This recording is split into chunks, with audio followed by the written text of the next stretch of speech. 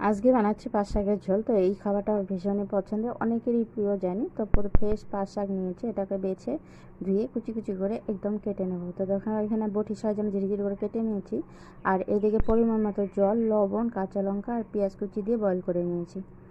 এখন ওটা নামিয়ে নিয়ে এখানে দিয়ে দিচ্ছি কড়াইতে তেল দিয়ে আমি দুটো শুকনো লঙ্কা আর কালো জিরা ফোড়ন দিয়েছি। আর যে চিংড়ি মাছটা আমি বেছে রেখেছিলাম এই তেলের মধ্যে ভেজে নিচ্ছি। চিংড়ি মাছটা বেশ সুন্দর করে ভাজা ভাজা হয়ে গেছে। এখন দিয়ে দিলাম কুচনো পাট শাকগুলো দিয়ে বেশ সুন্দর করে নাড়াচাড়া করে আমি ভাজা ভাজা মতন করে নেব।